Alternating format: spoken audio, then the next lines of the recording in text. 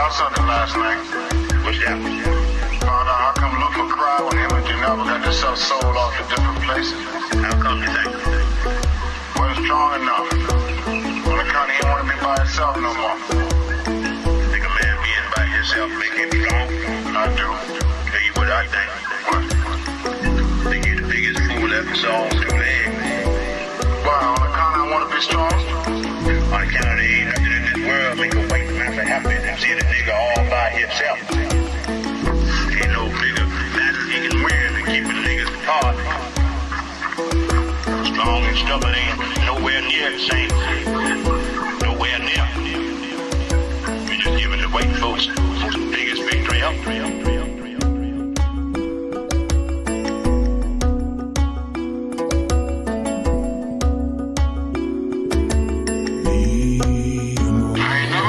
Christian man. Why don't we go? I know that. Won't never eat big meat. I know. And I expect sometimes I ain't easy to be with. I know you ain't. Through this cotton field, I see you. They may take our tongue, but I still hear you.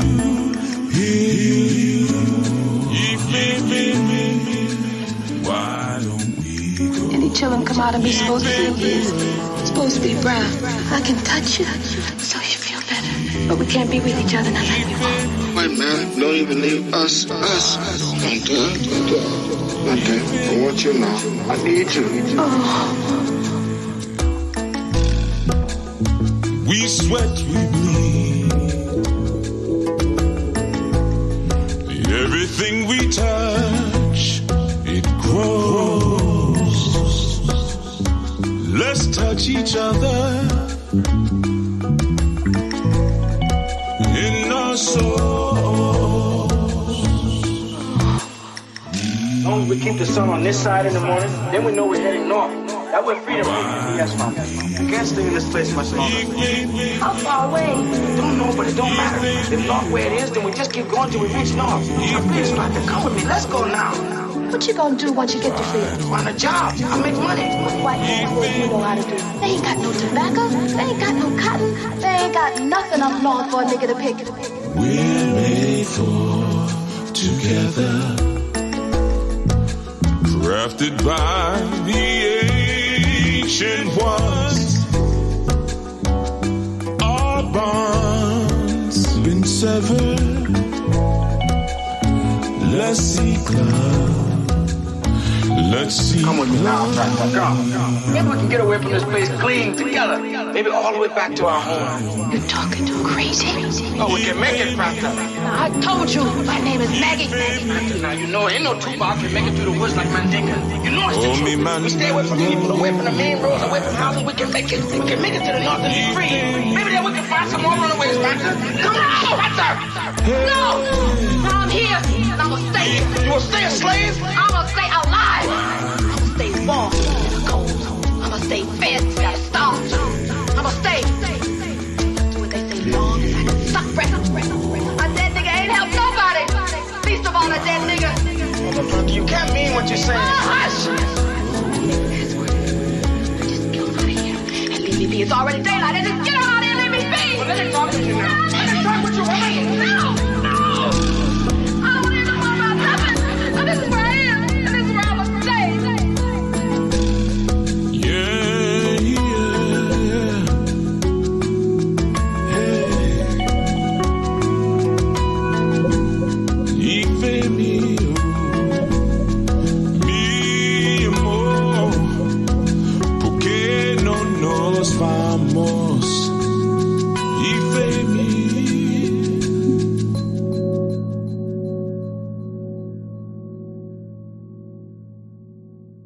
All right. Greetings. Welcome all to our Sabbath Insight. I am Chief Yuya, And willfully, I can be heard. Actually, let me get a chat up in front of me or around me somewhere. I'm sure that one will come soon enough, or two. And I see a one. Thank you. Thank you, Sister Yafe. And Sovereign Needs as well. All right. Getting back into it, right? You remember where we were, what we were talking about. We were dealing with the science. Thank you for all the ones. South Haba, Abba Root, House of Yuya. Thank you for the ones. All right. So I know I'm audible to you all. So if you remember correctly, willfully you do. In our last session, we were talking about vetting. And in particular, I was putting some focus on the vetting of the woman, in terms of relationship, primarily marriage. I mean, most of the talk that I'm going to have around this subject is going to be for divine union, because we're speaking about creating a divine family. So I really don't even deal with dating. So I'm sure some of these things could be used, but there'll probably be some big gaps. If you're just looking for someone to date, there'll probably be big gaps in other things that you would maybe want to research and look into, because this is primarily focused on, the science of building a family, So I want to get into something for a second, and that's this concept of vetting, right? And in a very simple sort of sense, vetting is critical examination, right? When you're vetting someone or you're vetting something, you're performing a critical examination to determine if that person or that situation is trustworthy, if it's worth you investing your time and your energy, and most importantly, if it's credible enough for you to deposit your trust in it, right? So when we're vetting someone for matehood, whether we're vetting a woman or we're vetting a man, we're scrutinizing at a very critical level. Okay. So sure, if you are just dating and just looking to have a physical experience, then you probably wouldn't necessarily have to do all of that, I would assume, beyond a test, for your own biological safety. You'd probably be good to go, right? For what you may be looking for in that sort of situation. But we're talking about divine family. So one of the first things to understand, and I have my list for the women, for vetting a man that I created a little bit before we began. I didn't number them. And I want to be clear, just like I did when we did the last one, they're not in any particular order. Okay. Though some may be more important than others. But one of the critical things that I shared with you last time was the same, or some of the same points that you would find in vetting for a man are the same thing, or vetting for a woman are the same thing in vetting for a man. So I would urge you, if you haven't listened to the one from Last Strong, check that one out as well. And then, you can see where some of the points sort of intersect with each other, or where you would say, okay, well, this is valuable on either side to keep an eye on, right? All right. So one of the first things with vetting, we have to ask ourselves, are we conscious enough to even vet? If you're a person who's self-loving and a person who's conscious, then you will see it worthy to dig beneath the surface to vet someone, instead of just having to manage your trauma for you. A lot of times we get into relationships and we get into a relationship not being whole, not being fulfilled, not feeling worthwhile. So then we're looking for someone to manage our trauma. And we might even say that when we walk through the door, look, I got a lot of issues. I'm letting you know now, and the reality is that you can't properly vet a man until you grow up as a woman. And growing up as a woman, it entails becoming fulfilled. It entails, looking at where your traumas are, because until you do that, you're primarily going to be looking at a person from the surface, because you haven't gone beneath your own personal surface to deal with what you need to deal with. So you're going to be looking at things like swag. You're going to be looking at things like how much money do they make? Oh, he smells so good. He's 6 feet tall. All of these different things. And those are really things that children look for. So I know you have a myriad of like podcasters and YouTubers, and they talk about these lists. Oh, he got to be 6 feet. He got to have money. I want someone who got some swag. Those are grown children speaking. So just to make that very clear, so when I'm speaking about vetting, I'm speaking about vetting for adults. This is grown women talk. And for grown women who are interested in being with grown men, then these are the things that we would not necessarily be looking for. Like, anybody could buy cologne. You know what I mean? Like anybody could buy a cologne that smells nice. Money comes and goes, and we'll get into the financial thing. So those are some of the things that you want to pay attention to. If you're truly vetting, you're looking for character. What is his character? You want to be clear on his character. You want to be clear on, is he dependable? Is he faithful? Is he loyal? What's his fidelity like? Right? So these are more important than swag. Like dependability and faithfulness is more important than swag. Loyalty and character are more important than what is in someone's bank account or their earning potential or their current earning status. One of the things about coming into a situation where you're vetting as a grown woman, where you're very clear on your level of fulfillment and you're very clear on what it is that you're looking for, is that when you're not clear on those things, then you're ready to accept anything that comes at you. That's when you need to stop. When you come into a vetting process or a relationship process with a very twisted mind, because you haven't grown up, you haven't grown into your big girl panties, as they say, then what happens is that you don't give yourself time to grow up. You just accept whatever comes at you. Like swag is this, is that. And if you have that sort of twisted sort of mind, then what happens is you need to fix, or at least a twisted mind relative to your consciousness or relative to your consciousness around a man. You need to fix your broken consciousness first before you can vet or prove anybody else. Because what will happen is that you'll have a twisted perception of men, right? If you haven't come into the situation where you're fulfilled and where you're whole, then you won't really be able to understand the role of a man, because you don't even understand your own role.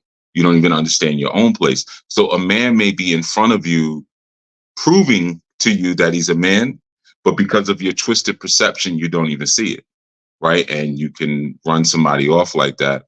Oftentimes, when you're in a place like that where you have a twisted perception, generally what will happen is the man that you're seeking to mate with, or the man that you're seeing as someone you want to vet, you see them as very uninteresting. You see them as very boring. And that's because you have a twisted view of everything the man is doing. I remember years ago, a woman telling me that she was upset with her husband because he worked all the time, right? She worked too, but he was putting money together to buy her a home for her birthday. And she was upset. She's like, he's just working all the time. He's never home, so she had a twisted perception of what he was doing, and she wanted something more exciting. I mean, full disclosure, she was coming at me, right? This was many years ago. And I didn't care anything about her, right? So, but I was more exciting because I didn't care anything about her. This man, they had a daughter together. He loved her with all his heart, all of that, all the good stuff. And all she wanted to do was have fun with me, right? So a woman with a broken consciousness, she will meet a guy who doesn't necessarily have good intentions with her. But when you see a woman who jumps the bandwagon of every man, or like she just kind of believes everything that a man says without having a protocol for testing that man. In those instances, you're dealing with someone who has a twisted mindset. You know, like, oh, I met you, you're exciting, let's do it. You know, is there no vetting process? Is there no protocol for how you're going to test me? You know, so that's one of the things that you want to pay attention to before we even get into like, these are the things to look for. You have to look within yourself first and make a determination as to if you are in a place where you're balanced, because you have to know how to slow down. As far as like, it's slightly different when a man is vetting a woman versus when a woman is vetting a man. When a woman is vetting a man, it's all about rhythm. And the most important thing for her to understand is that it's a slow dance. Always slow it down. Always slow it down. And I'm going to tell you why you always want to slow it down. There's so much more value in slowing it down. Just because a man shows up and he says all the right things, it doesn't mean that you should speed things up. I know that's usually the thing. Like, you'll speed things up because it just seems so perfect. This has got to be right. It's so perfect. He showed up. I was praying for a man or a lover, or I was just talking to whatever. And then he just showed up and he's just saying all the right things. So that's when you slow down. But usually in our culture, we'll see that and we'll speed up because it's like, this must be heaven sent, if you will. This must be divine. This must be correct. You know, him knowing all the right things is a sign that you need to slow down and test and prove everything that he's saying. Okay. So I know that sounds a little antithetical, but the more perfect he seems, the slower you should go. Now, does it mean on the opposite, the worse he seems, the faster I should go? No. Typically, the call and conflict for a woman is slow down. That's typically what you need to do, is slow down. I'm glancing at the chat periodically, but I'm sure if there's anything that I need to pay attention to, I will. And let me say something as a side. You know, we just came off of our study session last evening, 7 p.m. Typically, if you have a question or things like that, that's where I will answer them, you know, during study, or even just build on whatever it is that you're saying. All right. So you have to understand and recognize the value in proving, right? And when you're proving something, like, you know, we use the term a lot in our new show and prove. You could talk and you could say all the right things, especially if you have the ability to read people. People who have the ability to read people a little bit, they kind of learn how to get in your head. A lot of times fake spiritualists, they will do that. They read the way you walk, the way you sit down, the way you're dressed, the way you speak, and they can kind of, you know, ascertain certain things about you.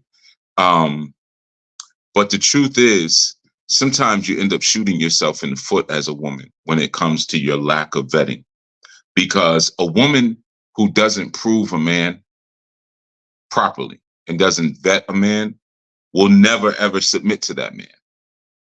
That's the little secret that a lot of men don't know. She'll never, ever, ever, ever submit to you if she has not proven you.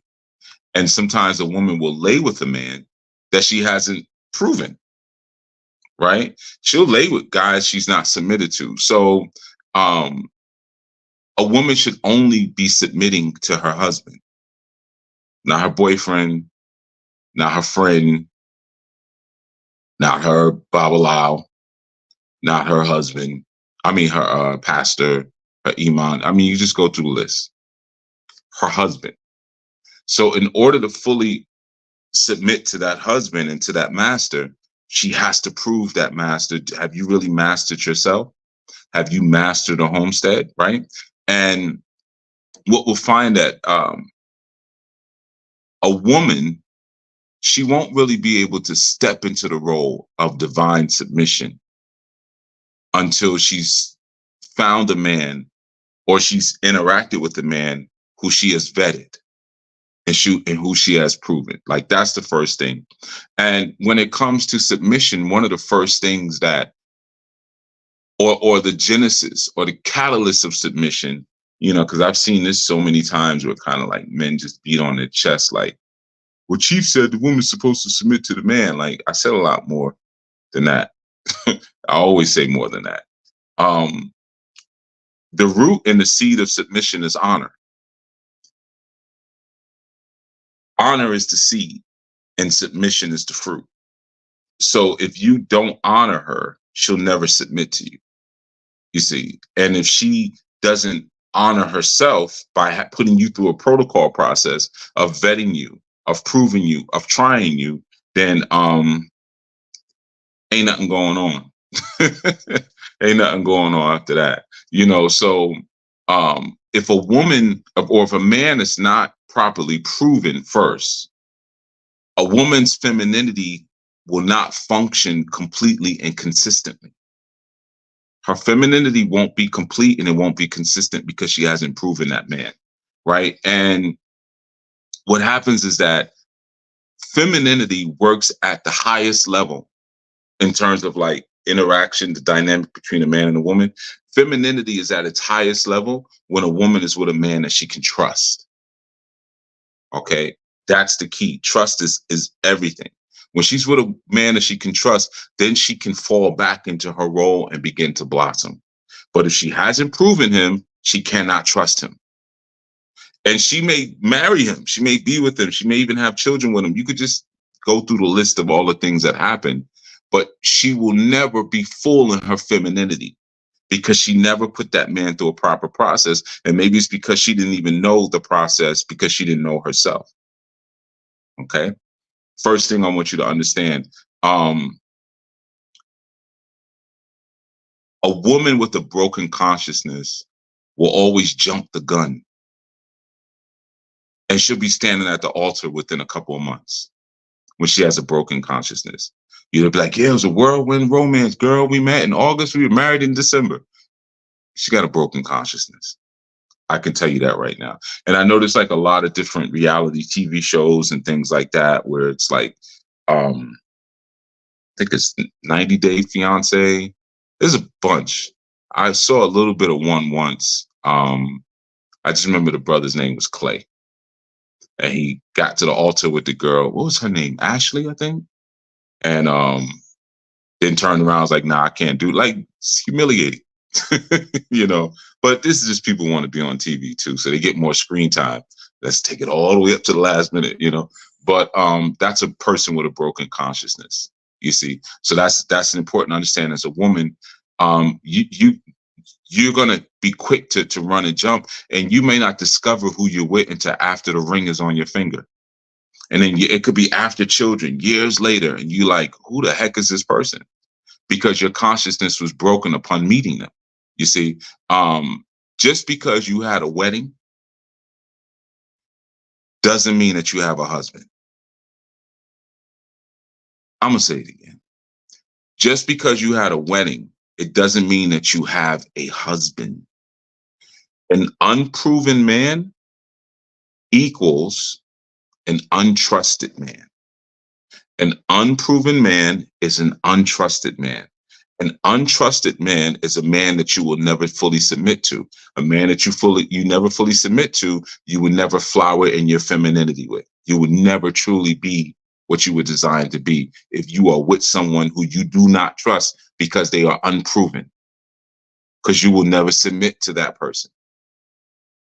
Okay? And I'll explain why some of that means, or why some of that is, and why it's so important that you prove a man. A great example of that is the Queen of Sheba, right? 1 Kings 10:1. 1 Kings 10:1. If you read 1 Kings 10:1, it tells you that the Queen of Sheba like heard all these amazing things about Solomon, right? And even though she heard all these amazing things about Solomon, as it pertained to the Most High, she then traveled to him to prove him with hard questions. That's what the scriptures say. She came to him to prove him with hard questions. You see? So even though, thank you, unless someone will put it up. So 1 Kings 10:1, and when the Queen of Sheba heard of the fame of Solomon concerning the name of Yahuwah, she came to prove him with hard questions, right? So it's like, Yeah, I hear you, or I heard about you, but I need to prove that you are what you say you are, or what I'm fantasizing that you are, or what I believe you are based on what it is that I desire and where I'm at in my life. If I do not accomplish that, then I'm moving from a broken sort of consciousness, right? When you look at 1 John 4:1, very important. Um, I know someone's going to throw it up. 1 John 4:1, right? That's where it talks about the ability to distinguish, or you're proving spirits and trying to determine if a spirit is from the creator or if it's from somewhere else, right? Um, so, and it talks about the many false prophets that will go out into the world, right? So there we go. Beloved, believe not every spirit, but try the spirits whether they are of Yah, because many false prophets are going out into the world. Try the spirits, right? Now, trying is the same thing as like saying proving or vetting, right? Put it under a microscope, scrutinize it. Don't believe every spirit that comes along, but you got to figure out where the heck did you come from? Were you a blessing sent to me from my creator, or sent to me from my enemy? Right? We'll get into like what that may look like. All right. So let me get to some of my list. And all of that was your intro. This is the mindset that we have to have when we're coming into a vetting situation. Not we, because I ain't gonna be vetting no man, unless I'm vetting him for a woman that's under my care. But when you're looking at a man for the woman's perspective, this is the place you need to begin. Okay. Now, and again, these things that I'm giving you, they're not necessarily in any particular order, but they're all important, right? Self-control. The man has to have self-control. So critical. I mean, if you're dealing with a man with no self-control, you are in danger. Point blank, you're in danger. You have to test a man's self-control. Now, I know some of the men listening to this are going to kind of feel like he's crapping on us. I'm not, though.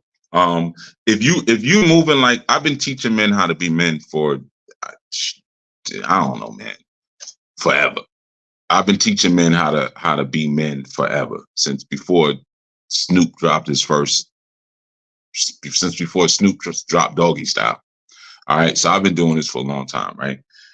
So these are things that I have already been nurturing and into the men that are around me and that study under me and that are with me. So the things that I'm saying, it shouldn't sound foreign for the men, but I'm reiterating the important points to the women, right?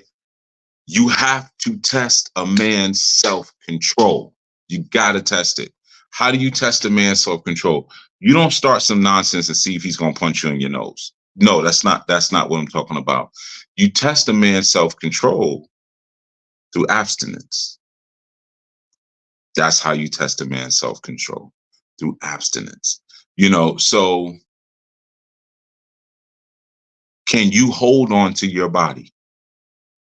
And I know a lot of people can't. It's like, it's like Lola Daniels and She's Gotta Have It. Like she just gotta have it. Well, if you have no self-control, you're not ready to vet someone else. You have to be able to hold on to your body, right? And at least until that person has proven themselves as your husband, hold on to your body, right? And if he can't control his sexuality in singlehood, he's not going to be able to control his sexuality when you two are married.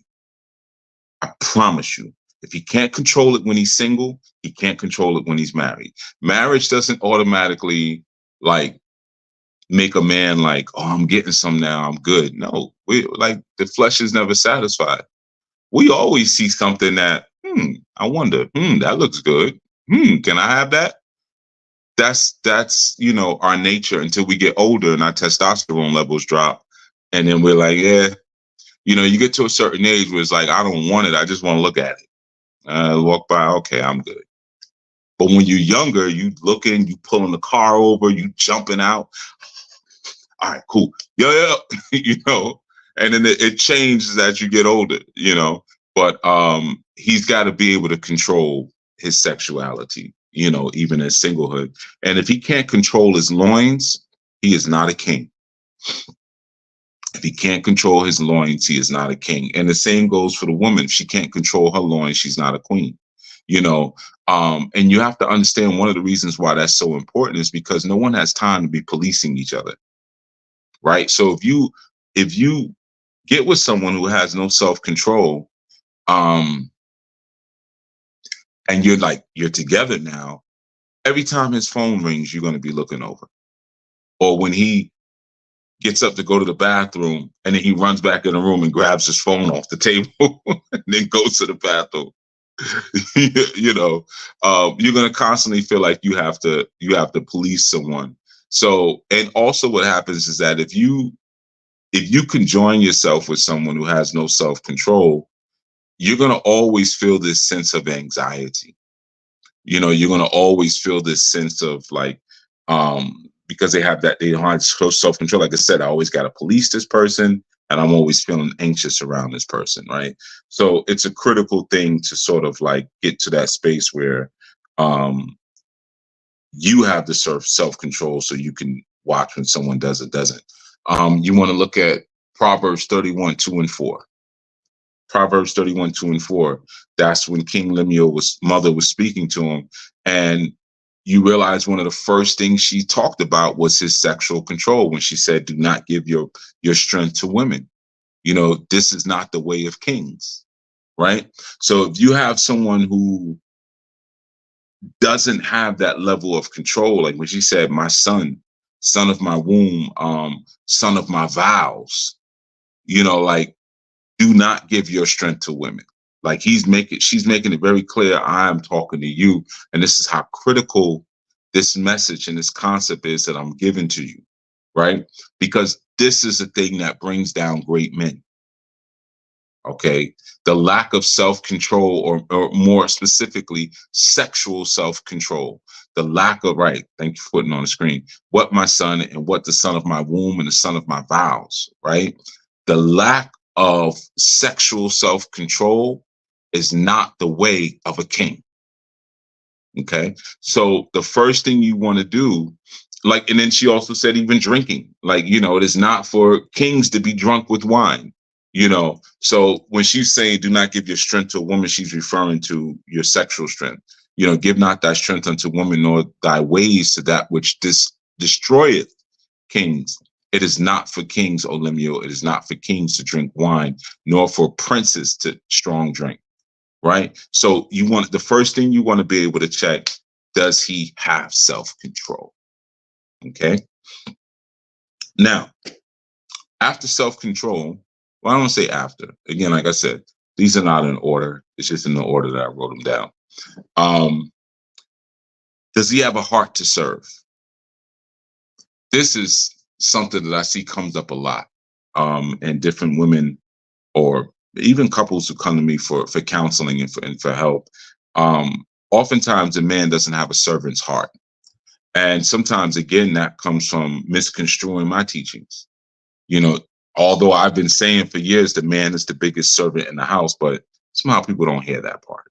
The only part they hear is a woman shouldn't be teaching a man and a man is over a woman. That they just hear that part, you know. But that's when you're dealing with a boy. You're not dealing with a grown man. He has to have a servant's heart, the heart of a servant, because what happens is, and the way you sort of test this one is you express your needs to him and then pay attention to his response. Express your needs and then pay attention to the response. And you got to think about this, like always think about the future. If you had a few children with this man, like let's say, okay, I get a few children with this man and my sexy wears off, because sexy wears off, right? I got a couple of children, the sexy done worn off. You want to think about, what do you have left? right? Now that he's not like super turned on by you or super turned on, period. When you need to run to the store, you have an event that you have to go to, or you have a day that you have to work. Will he help you with the children? Or will he, come on, man, figure it out. You can't call your sister. You can't, does he have a servant's heart, beyond his physical desire for you? Because see, here's the thing. When a man does not have a servant's heart, but demands submission at the same time, he doesn't have a servant's heart. He doesn't have a heart to serve you or the family, but he demands that the family submits to him. That's called slavery. That's what that is. That's called slavery. Okay? I want you to be very clear on that. That's called slavery. Okay? So what happens is that a woman who is completely in her femininity, she will submit to male help. That's where it begins. Right? A woman who's not in her femininity, she'll never submit to male help, or she'll try to manipulate you out of your help, which is another thing for men to understand. It's another level of game. But a woman who is in her femininity, her submission is triggered by the honor and the servant's heart of the man. Okay? And when she submits, but that's not present, she's a slave. That's a slave. Okay? And again, let me be clear on some of this terminology. You can have a master-slave relationship if it's consensual, contractual, if it's sane, and if it's safe. It's the difference between, agreeing to have this sort of arrangement versus, I stupidly or ignorantly led myself into this arrangement. Because I'm not going to say she was tricked. It might not be that. She just was ignorant, So in order she will submit to help, and that within itself is an exercise in her own femininity. That's an exercise in a woman's femininity. A woman with a broken consciousness, though, however, remember I talked about the broken consciousness. A woman with a broken consciousness, she'll be turned off by a man's help. She'll be turned off by it. Those sort of women, they love vulgar men who are vulgar, who are very elusive, who are very difficult. She's more turned on by that than the one who has a servant's heart, right? The one who has a servant's heart, she'll see him as someone she can manipulate, turn him into something that he has no business being. One of the things that you want to look at when you're looking at that servant's heart, when you ask your man for help, pay attention to if he's bothered by it or if he's excited by it. Ephesians 5:24 and 25, right? Ephesians 5:24 through 25. You got to pay attention to if he's excited and joyful to jump up, like if you say, yeah, I got this going on, I have this situation going on. If he's like, oh, really? Okay, boom. So let's do it like this. He's now strategizing, he's planning, and he's excited to strategize. He's excited to plan, or if he's like, oh, like, what do you want now? Another thing, that shows a measure of the love that may not be there for you in particular. Thank you. Therefore, as the church is subject unto Yahushai or the Christ, which is fine, so let the wives be to their own husbands in everything. Husbands, love your wives, even as Christ also loved the ecclesiastes, right? So there's a sense there of not just, you're jumping to come and take his slippers off when he walks through the door and give him a shoulder massage and whatever else comes next. But he's also excited to serve you as well. So you want to see, does that man who you're interested in at that level, does he have a servant's heart? Does he have a servant's heart? In the chat, I'm going to ask this question. Have you ever been in a relationship with a man where you felt that he was truly bothered by your need for him. Like, sometimes you have situations in a relationship where a man needs you and he doesn't understand that doesn't inspire your trust and faith in him. So what happens is that when you need him, he's like, what? He's like thrown off. He's like, huh? What would you need me? Or maybe he's even upset at the fact that you need him because he wants to need you all the time. I'm just curious in the chat for the sisters who are here, if you've ever had that experience or an experience similar to that,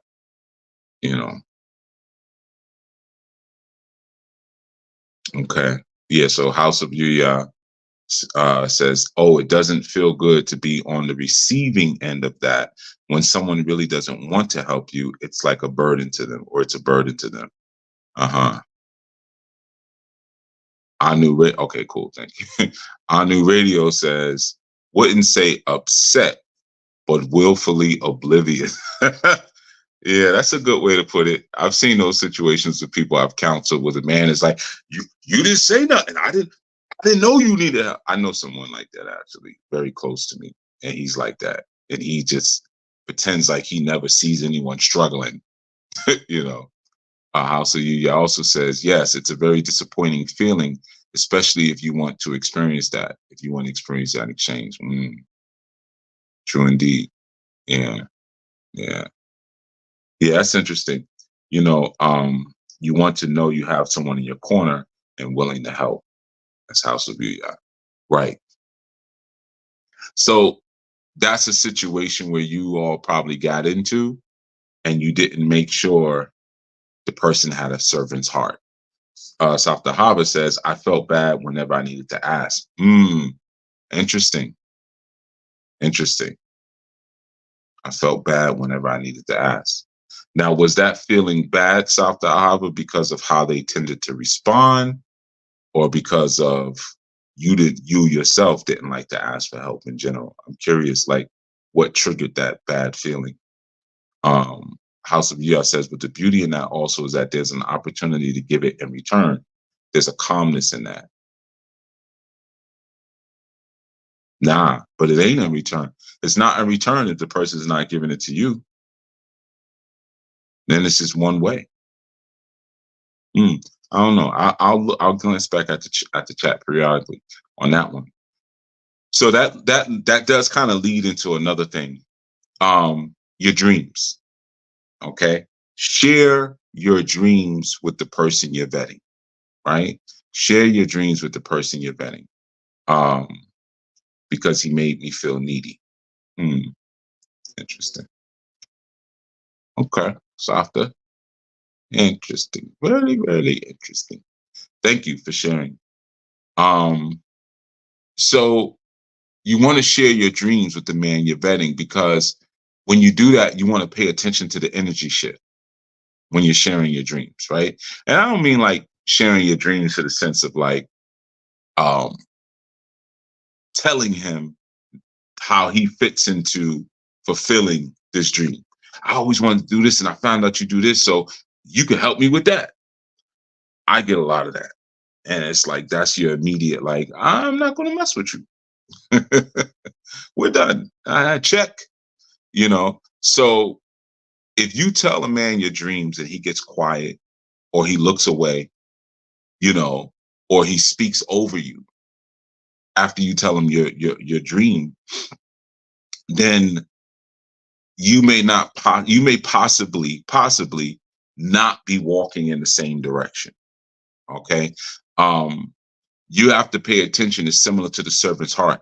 Is there a manifestation of excitement when you're telling this man your dream? Is he excited? Does he want to show up in a way, inside of your life or you're inside of his life and share a life with you, when you're telling him your dreams?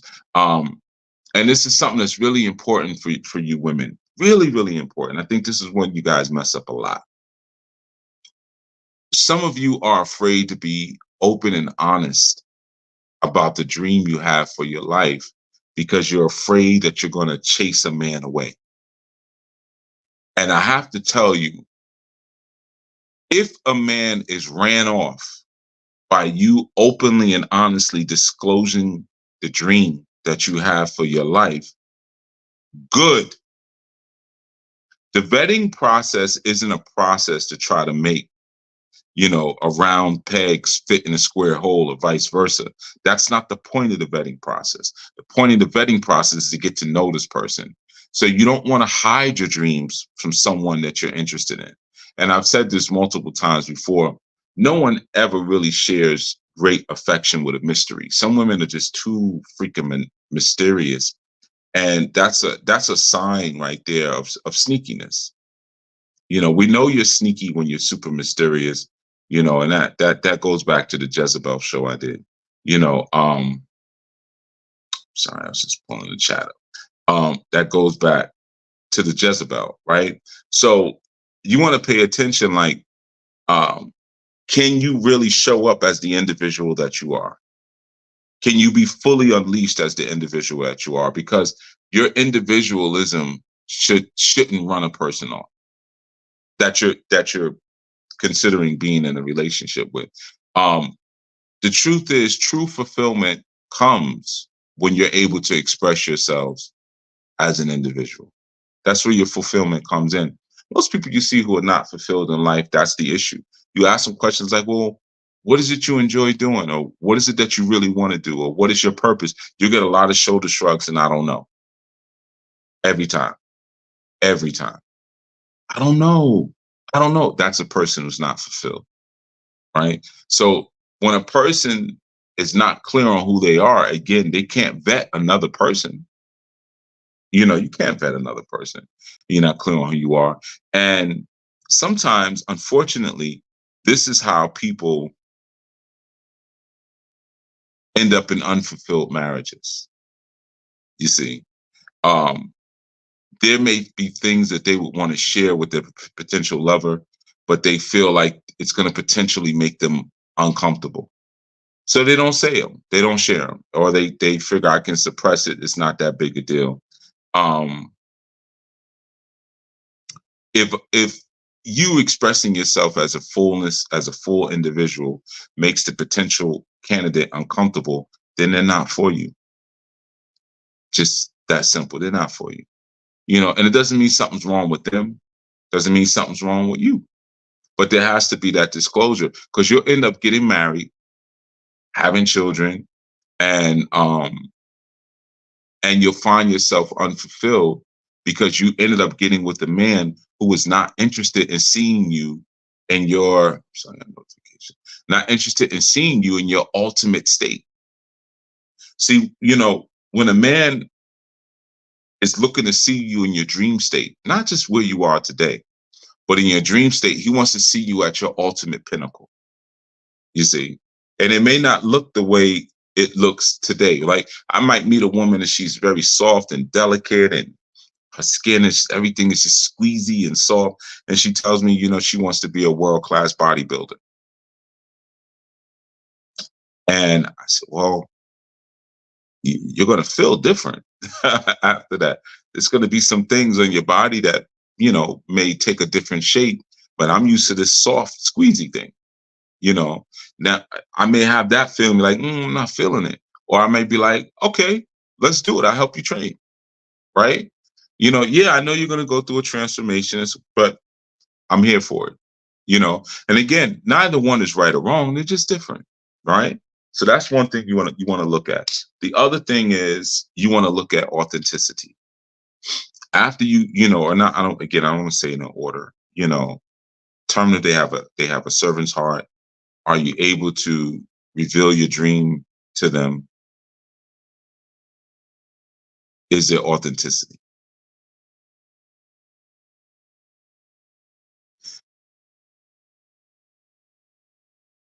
Okay, I only paused. I thought I had to sneeze. I was biting the sneeze back. I was pushing the sneeze back down. So the thing is, the first thing to understand is that males are very skilled at deception. They are very, very, very skilled at deception. And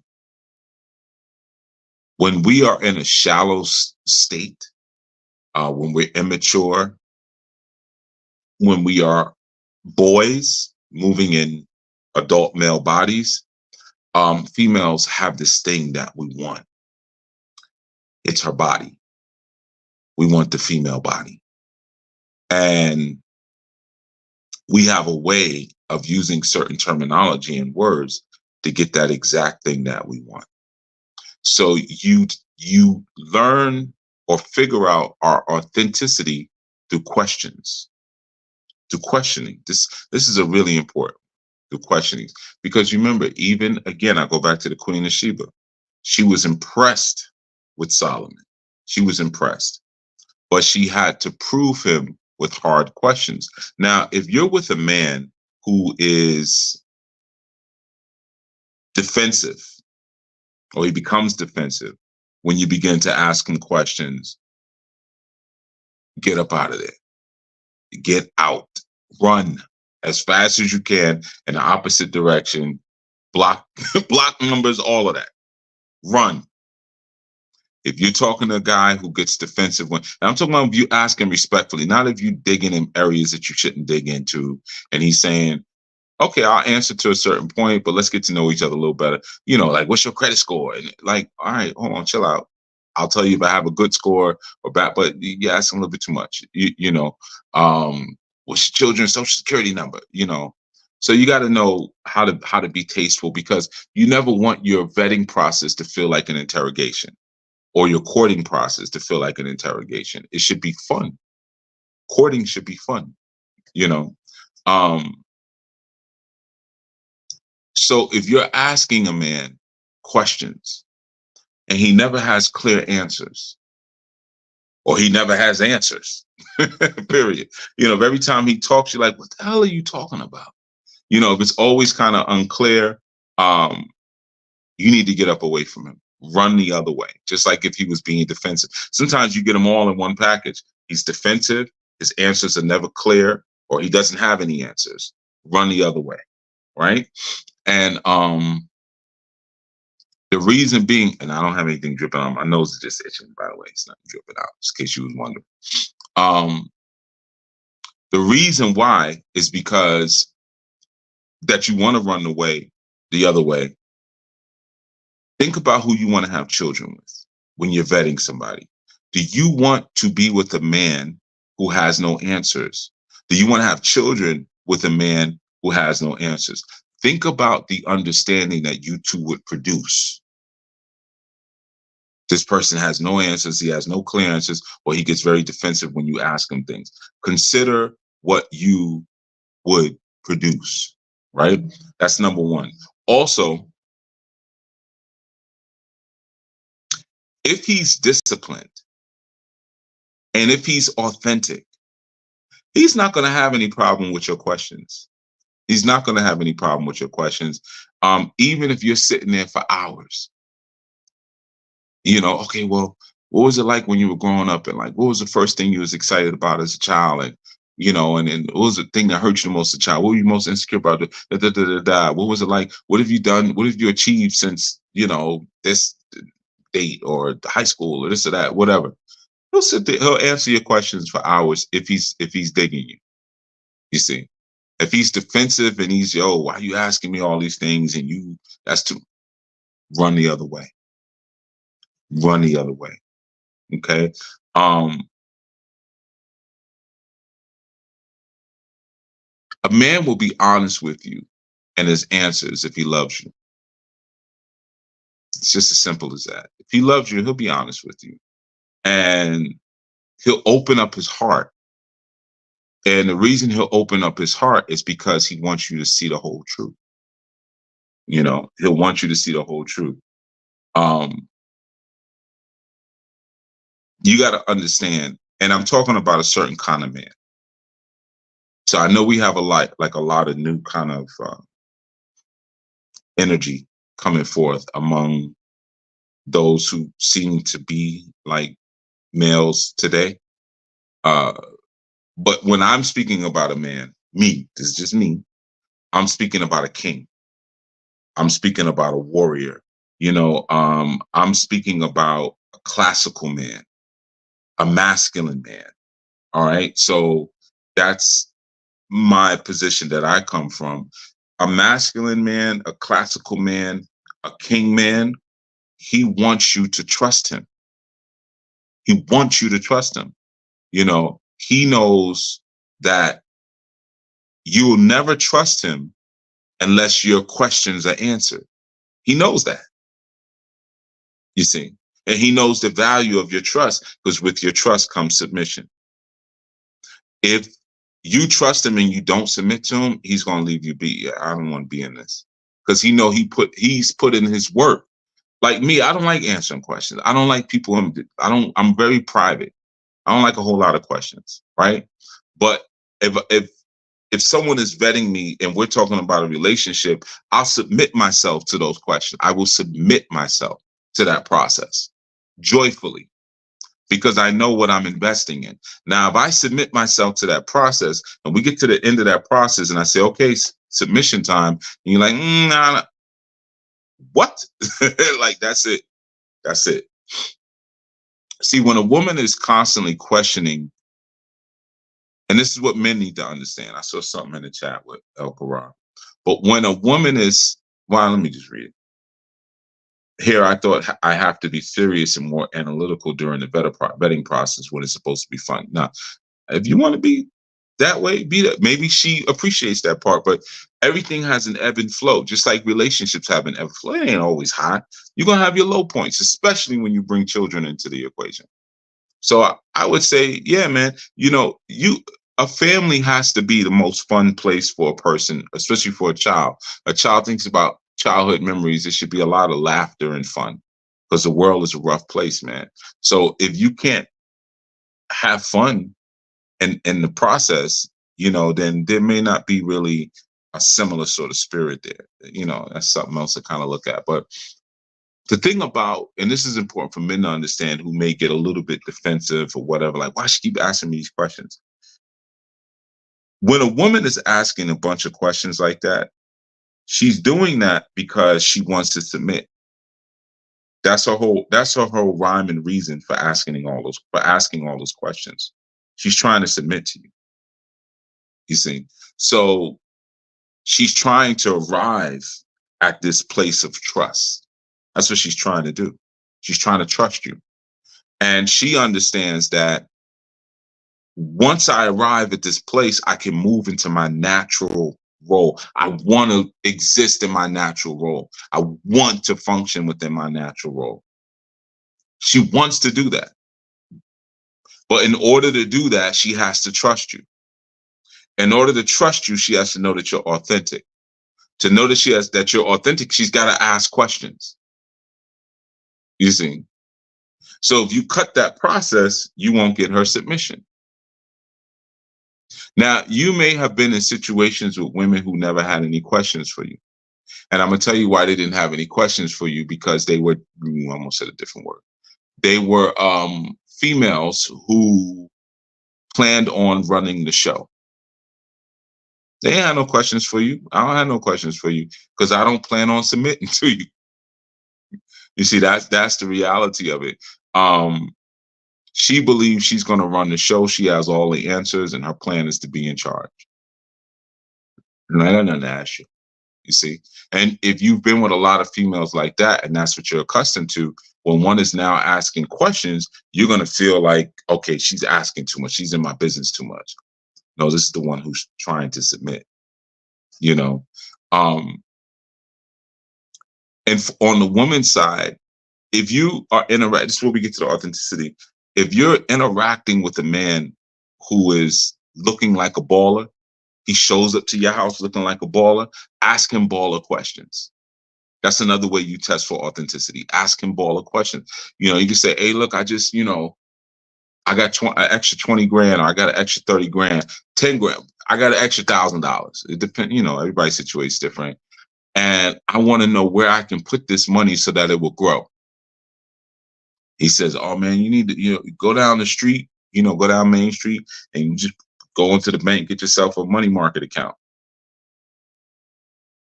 Wrong answer. Wrong answer. So now you know, okay, he's fronting. He ain't really no baller. You know, he's got the look of wealth, and he don't have no freaking money. You know, if he's not saying you go down the street and I got a friend of mine here, here's his number. Tell him I'm gonna tell him you're coming. He's an investment broker. You know, he's a financial analyst. He can help you with show you how to organize that where you can put your money here. Boom, boom. He's great. This is his name. This is his number. You see. So whatever that person shows up like, don't be afraid to ask them questions towards that direction. Again, if they get defensive, they front. They're front. Okay. Okay, now here's another one. You want to search that man for his capacity to rest with you. Very important. You want to search that man for his capacity to rest in you. And what that means is, does he feel vulnerable enough to find rest in you? Or does he find rest in you? Right? Does he find rest in you? I'll give you an example of that. A very unhealthy example of that would be Judges 16:18 through 19. Judges 16:18 through 19. Right? Because you want to know can this man sort of can he break down in front of you? You know, sometimes as men we go through some very, very, very hard situations. And sometimes we feel like there's no one that we can really take off our armor in front of and just cry. Sometimes we cry and we break down. You know, I broke that down in one of the earlier ones about the sensitivity of young boys, you know, and we're shamed out of our sensitivity. Thank you. And when Delilah saw that he had told her all his heart, she sent and called for the lords of the Philistines, saying, come up this once, for he hath shown me all that was in his heart. Right? So that's kind of an example, a bad example, if you will, but it's a real example. Then the lords of the Philistines came up unto her and brought money into their hand, and she caused him to shave off the 7 locks of his head, and she began to afflict him, and his strength went from him. That's what the rest of it says. I don't know why you're giving me little pieces like this. So that's an example of something, right? So he trusted her. He trusted her to not only say what was in his heart, but he fell asleep, like Scripture say, he fell asleep on her knees, you know, and she did him dirty, you know. So it's an example of that, of what a man wants to feel with a woman, but obviously he has to vet that woman to make sure he's not getting himself a Delilah, right? It happens. All right, here's another one. Is that man learning your love languages? Is he learning your love languages? This is really important. If he's taking the time to learn your love language, then that means he's paying attention to you. He's paying attention to you. And if he's not taking the time to learn, and I'm going to ask you to pull up 1 Corinthians 13:4. If he's not taking the time to learn your love languages, it means that he's not invested. And more importantly, let me say this. It's not that he's not invested. His heart is not invested in you. If he does not take the time to learn your love languages, his heart is not invested in you. Okay.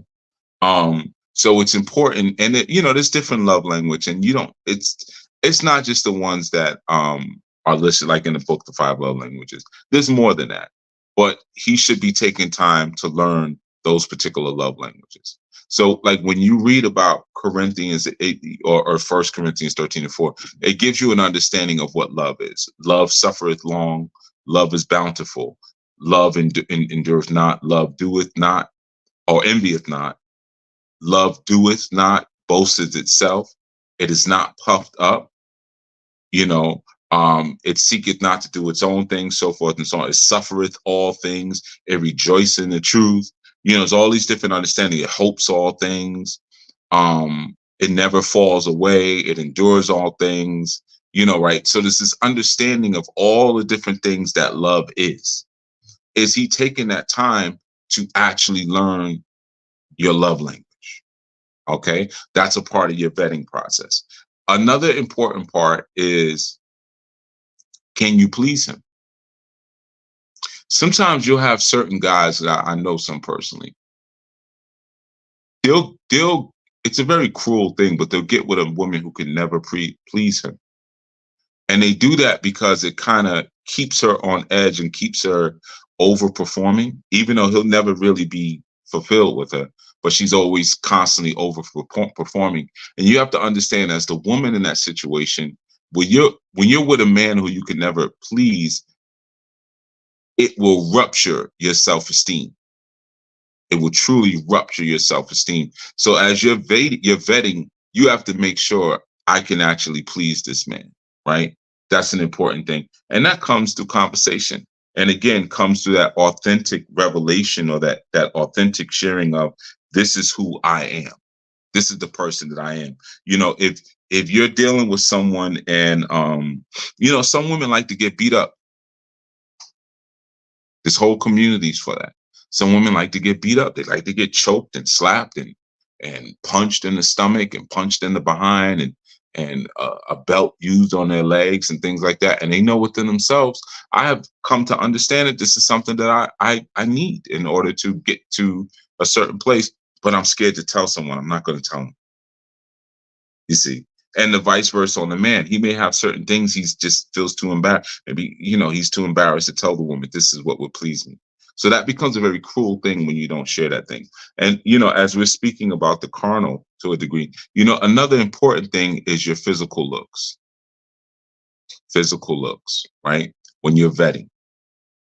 Let me tell you something, and I'm just going to say it to you very straight. Very straight. When it comes to physical looks, you need to shut down your social media for a second. You need to shut down social media. And I'm just going to say something straight. Average looks are good enough. When you're vetting a man, you might be like, how you going to tell me what's good enough for you? Because I'm going to tell you, because I know what I'm talking about. An average looking man is good enough. Because you want to, when you're looking at the physicality of a person, it's a simple thing you just want to look at. Can I wake up every day and look at this person? That's it.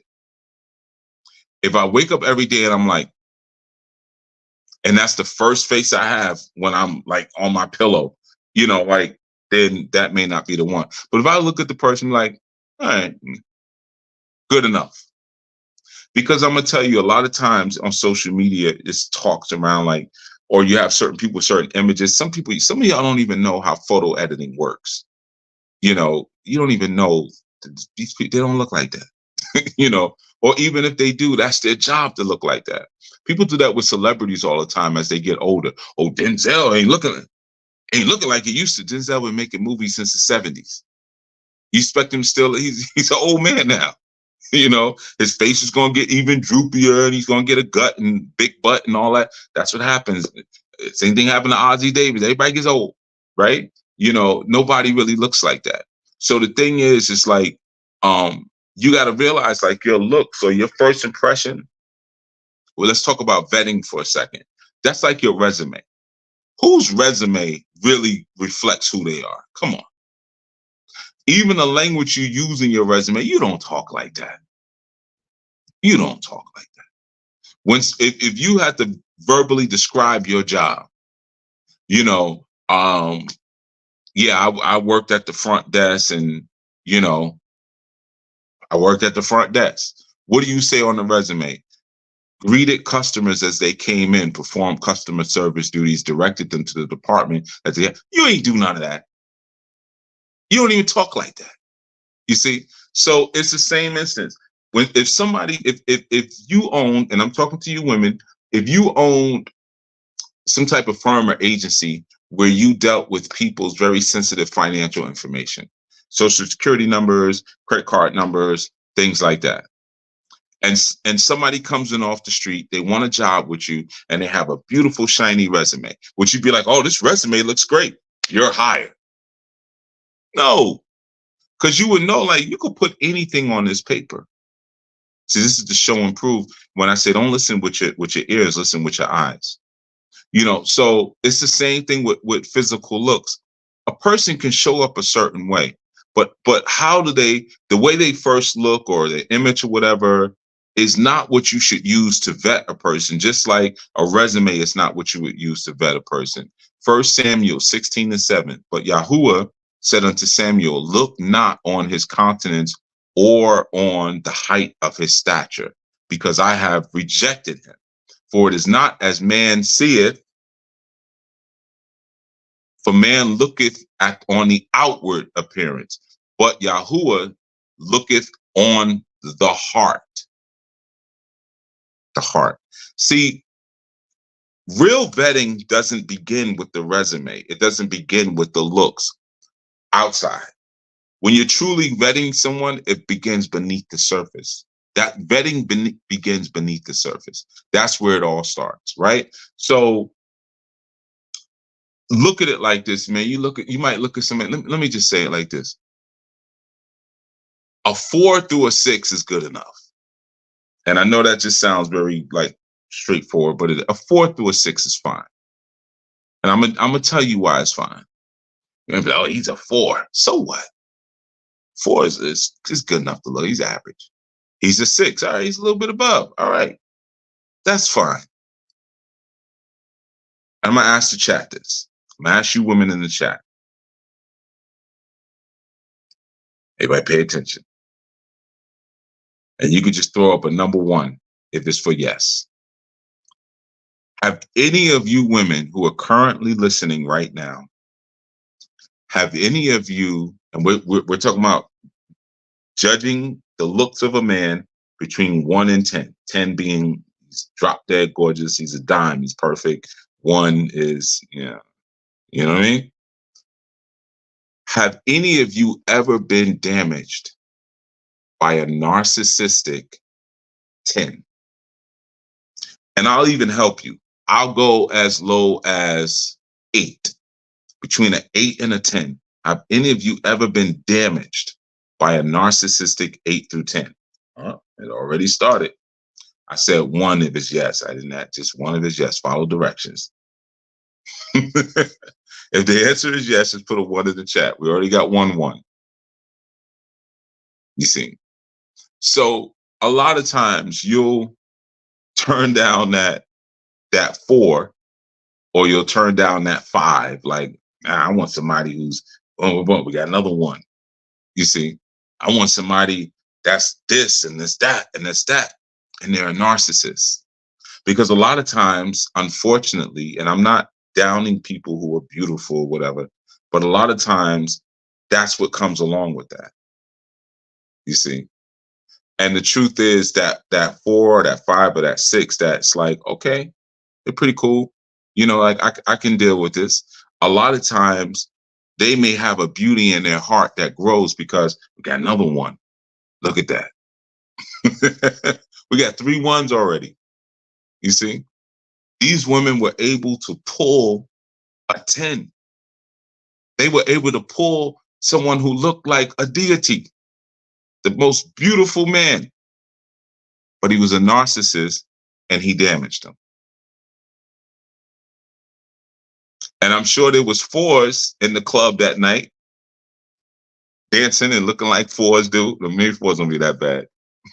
Heck, I might be a 4. So they might just been dancing looking like me, right? And now I want that 10. And the 10 did some damage to you. Oh, it says low as it. You're right. I did say 8 to 10. My bad. 8 to 10. Well, you pulled the 8. You pulled the 8 to a 10, right? It's still an accomplishment. And you had some challenges there, right? You had some challenges, So you have to understand that the vetting starts beneath the surface, because what happens is this is the important things to understand about that physical beauty. Every year, that number gets lower. Doesn't matter where you started at. Every year, the number gets lower. Okay. That's why, like, I could say Denzel Washington, Harry Belafonte, Sidney Poitier, these men who were heartthrobs back in the days, but I could say it to a young woman today, and she'd be like, huh? Because to her, they all look like Morgan Freeman. To her, they're like, what? I can't see it. Right? Because that number gets lower every year. I used to be a 10. Now I'm a 9.7. This year I'm a 9.5. I'm a 9. It's going to go lower and lower and lower and lower. But what happens is that the inner beauty, the inner stud, quote unquote, is supposed to become more beautiful as you get older. So you may get with that 4, get with that 5. You're like, hey, look, all right. But what happens is that they may have an inner beauty about them because they're not narcissists, and that grows. So now 20 years into the relationship, 30 years in, you're with this amazing, beautiful person because the natural process of the inner getting larger while the outer gets smaller occurred. As opposed to when you're dealing with a narcissist, the outer ego gets bigger and the inner spirit gets even smaller. They become even nastier and uglier as they get older. Okay. So I know that like may feel very direct, but with physical looks, women, get off of social media. I know you want to do it with the freaking natural neon green eyes and the locks with the dyed blonde tips, and he poses like that in the picture. You know, I know, yeah, he's sexy and he's got the abs and he ain't got hair on his chest. Everything is perfectly shaved and manicured.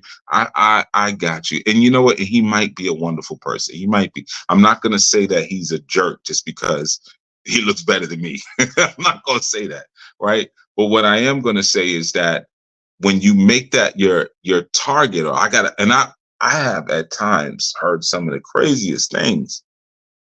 Craziest things, man. I remember years ago when I was a trainer in a gym, like this is many, many, many years ago. I was a trainer at Jack LaLanne's. That's how long ago it is, because most of you probably never heard of Bally's, Jack LaLanne. First it was Jack LaLanne's, then it was Bally's, then they joined together. It was Bally's, Jack LaLanne's. Now neither one of them exists anymore.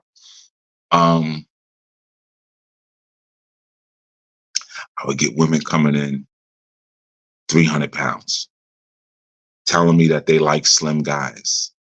I like guys who are slim and cut up because they can get in between.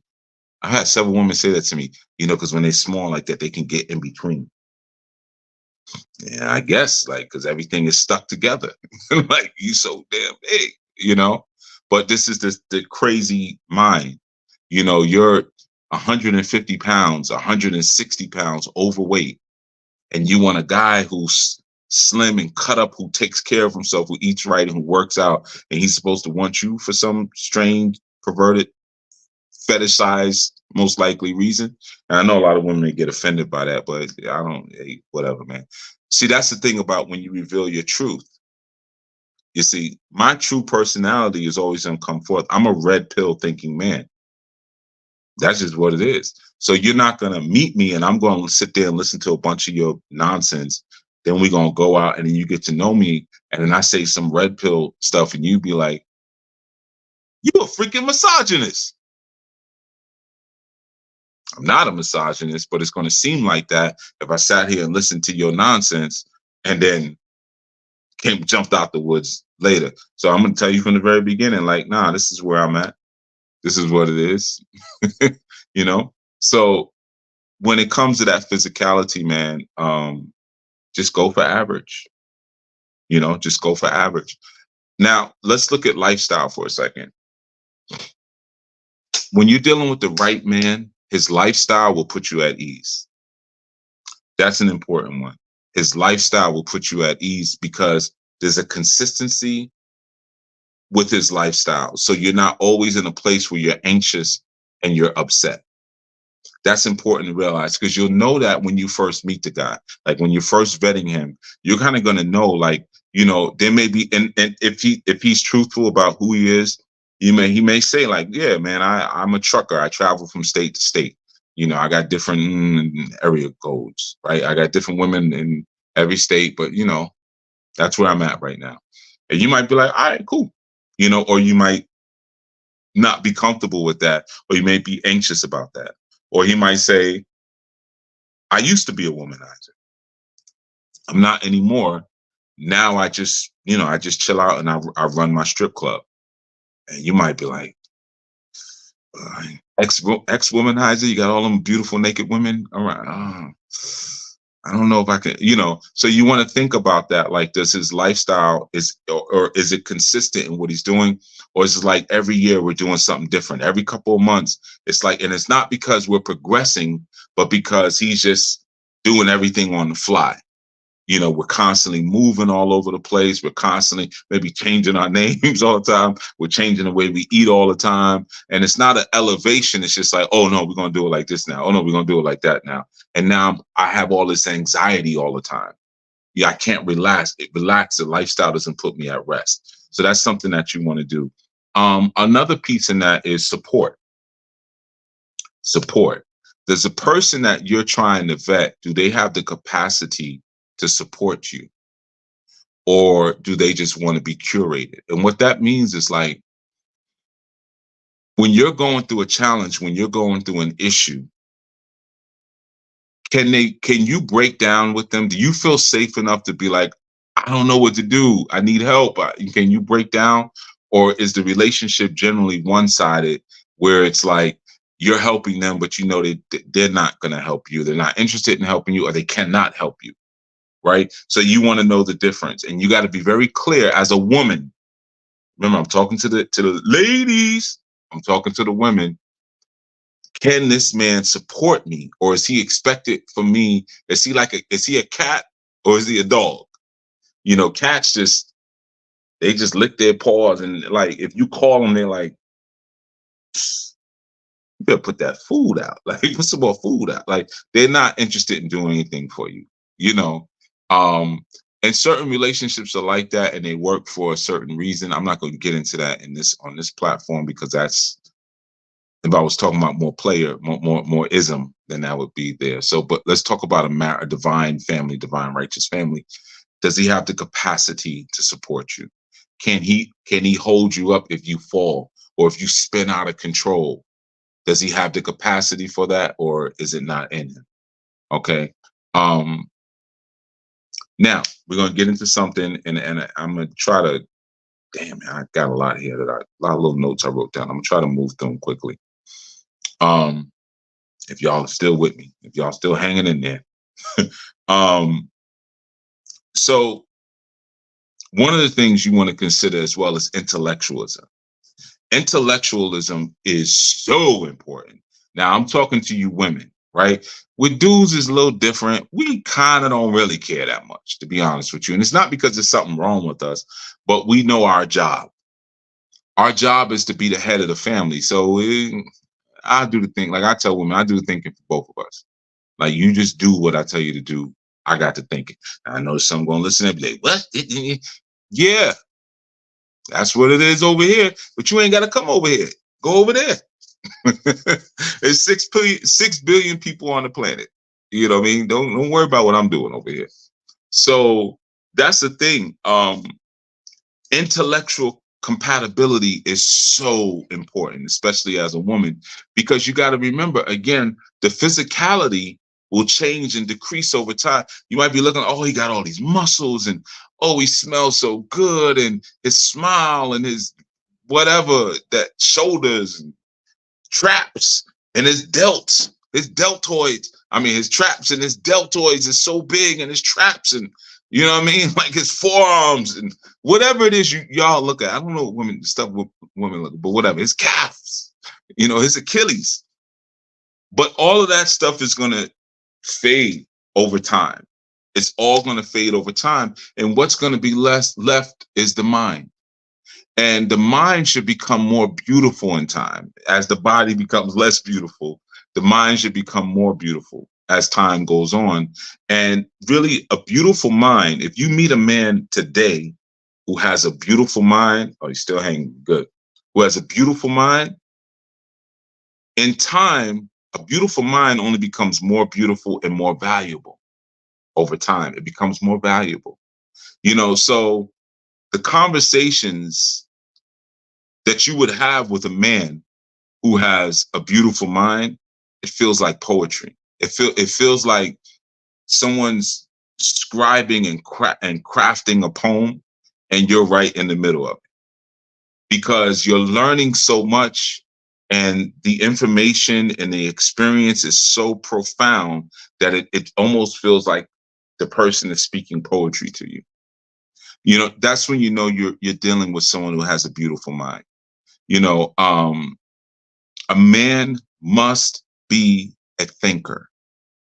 A man must be a knower. There's no getting around that. There's no getting around that. Because you have to realize, like, if you plan on having children with someone, right? And I, as we're speaking about family, it's you know, families, you have children, right? You have to be with someone who has a plan for the future, someone who's a thinker, someone who you might meet a guy and he's 30 years old or he's 40 or whatever.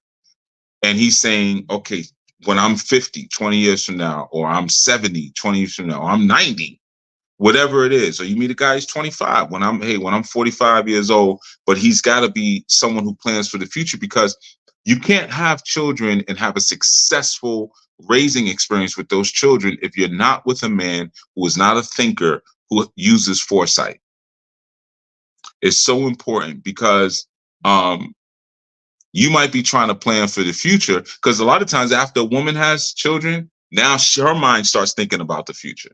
She's thinking about college and she's thinking about all these different things. And she wants to now plan for the future. And you sitting across from this beautiful, gorgeous hunk who's a non-thinker.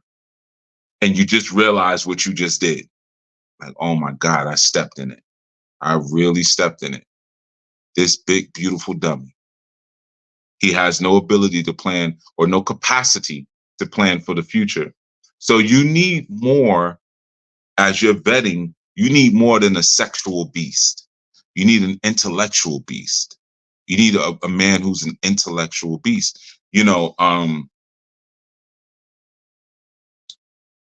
this is where you learn to pay attention to your conversation. Like, what kind of data and information is shared in your conversations? Is it all just very surface where it's just like, I always wonder that. Like, sometimes I see two knuckleheads get together. It's like, what do y'all talk about? like if you're dating should be about data.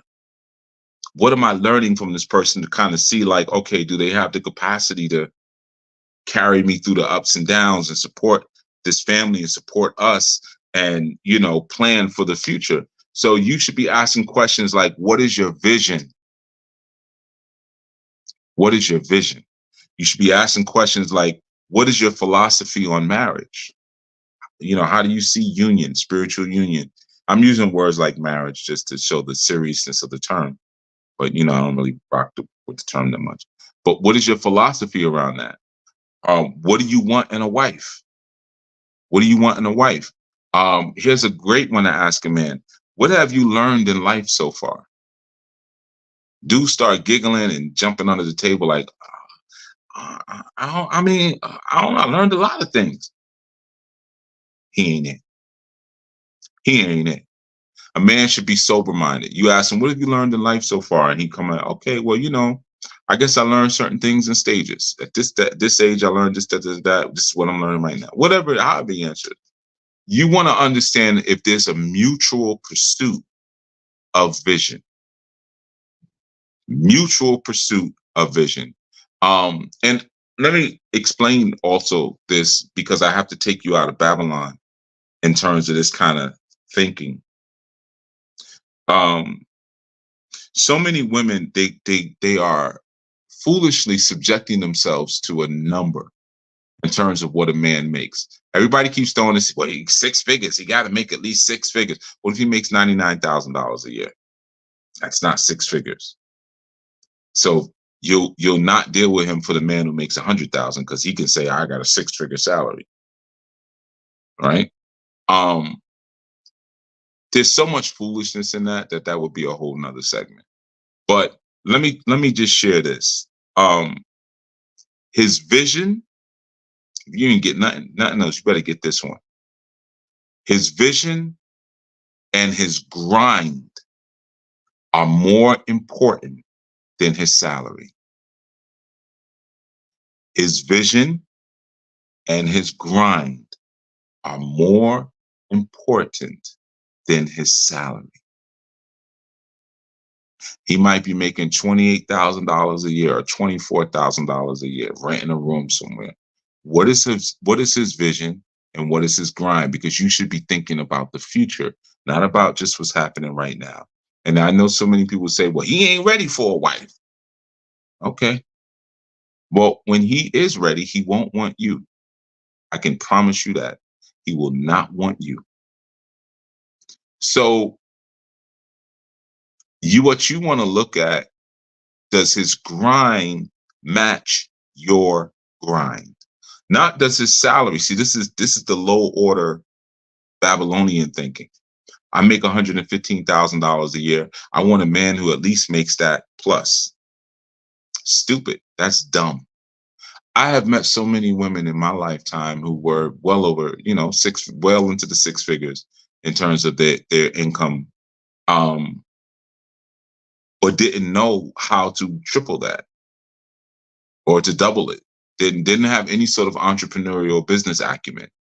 They just picked a good major, came from a good family, and lucked up on a couple of good licks. And now you got this job, and you're good because it's a high paying job. It doesn't mean that you have any sort of great grind or prowess about you. It doesn't mean that, So you want to see, does this grind match yours? Now, if you went through a grind and you got yourself to that place where you're making some good money, okay, cool. You went through the grind. You stepped in a couple of good spots, but also understand something. As a woman, especially as a melanin rich woman, you are not a threat at all to the white power system. You're not a threat. That's just what it is. You're not a threat. Okay. I know you don't want to hear that, and you want to be told that you are, and things are just as hard for you as they are for the men, and they're not. I was watching something recently where a woman was talking about war, and she was saying that when her husband went to war, that she was there with the babies, and she didn't know, like, any day she could have received a call that said, like, you're dead or something happened to you, and she was stuck at home with the babies. So and there were other women like sympathizing with her, like, so it's like, I know about war, I know about the military. And I'm like, you weren't laying in the dirt somewhere afraid to get your head blown off or come back with one leg, or all sort of psychological. That's not the same, So yeah, that goes into a whole nother thing. But you want to see if the grind matches. That's what you want to look for, not the salary. Forget the salary. Throw that out of the window. Look at his vision and look at his grind. That's going to tell you everything. Because people take falls. Some people start at different spots, right? Are you excited by his vision? When he shares his vision with you, is it something that excites you? If not, then he might not be the one for you. Another thing to look at and understand that if he has no vision, he's not going to be able to keep your interest. If he has no vision, you might get with a guy, again, he's a beautiful, gorgeous hunk, but he has no vision. You're going to have sex a few times and you're going to enjoy it because you got this beautiful, gorgeous hunk on top of you pounding away. But you're going to lose interest because he has no vision for his life. And that is directly tied into your wiring as a woman. All right. His vision and his grind is more important than his yearly salary. I cannot stress that enough. And when he tells you about his vision and you see where he's going, do you see yourself, like, would you not mind going with him? And that wherever that destination is, do you see yourself like, I could be there, If you do, then there's a strong possibility that you have intellectual compatibility. Intellectual compatibility is not just we're as smart as each other. We have the same IQ. It doesn't mean that. Does the vision that he presents for his life, is it compatible with where you see yourself? That's intellectual compatibility. Do you have the same values? Do you have shared values rather? Do you have a few similar interests? You don't need many, just a couple. Just a couple of interests that you two can share together, even if it's just two things. It doesn't have to be like we do. I had a friend like that years ago, older man. I can't call him my friend. He was a older, like an older guy. And him and his wife, he was like, yeah, me and my wife, we do everything together. We do everything together. And I used to be like, I go crazy. He'd be like, man, we shop together, we do this together, we do that together. I'm like, man, I couldn't. I would go bonkers. you know, but I just need a couple of things. One or two things, that's good with me. You know what I mean? Maybe we both like Western movies, or we both like rock climbing. All right, cool. After that, but you got to know yourself. When it comes to being with a visionary, understand something. Visionaries cannot tie themselves to non-visionaries. It does not work. Even if you're with someone who, and again, I'm saying from a female perspective, for a man, it's a little different. I have women in my harem that are not visionaries at all, but there's a place for them. It's not right next to me. Hell no. But there's a place, when we get to the polygyny talks, we'll have those kind of discussions. Not all concubines are created equal. Not all wives are created equal, right? But as far as a woman, if you are a visionary, you better get with a visionary. It won't work if you don't. If you're a non-visionary, you can get with a non-visionary. You won't be that happy. But if you're a non-visionary, you ain't gonna be that happy anyway. All right. So that's another piece that you want to look at. Another one is spiritual peace. Very important. Spiritual peace. Does this person's presence bring you spiritual rest? Does it bring you rest? And of course, it begins with, are you already at spiritual peace? Because we're going now from outer to inner in our understanding. We're going from outer to inner. When you're with them, is it like the most peaceful place for you in the world? When you're with this person, do you have a peace of spirit when you're with them? Do you sense the Most High all around them? Genesis 2, 24 through 25. Genesis 2, 24 through 25. All right. It's really important that you think about like a person's presence. Sometimes you're around a certain person and they have a presence where it's just like you don't feel comfortable, or things that you enjoy doing, you don't like doing it around them. Even though y'all cool, there's no beef. It's just like maybe they're like a vibe killer. Therefore shall a man leave his father and mother and shall cleave unto his wife, and they shall become one flesh. And they were both naked, the man and his wife, and they were not ashamed. What is that nakedness? The nakedness is the vulnerability. Like even though we're looking at a story like when they did something they wasn't supposed to do, quote unquote, they were vulnerable and exposed to each other, and they weren't ashamed. That goes back to what I said earlier. Can you cry in front of this person?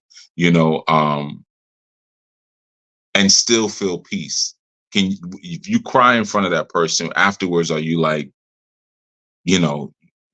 or sometimes you have I've had this experience with women who've had a lot of sexual partners, and I've had sex with them, and afterwards you could feel they're more distant. They don't know how to behave after sex.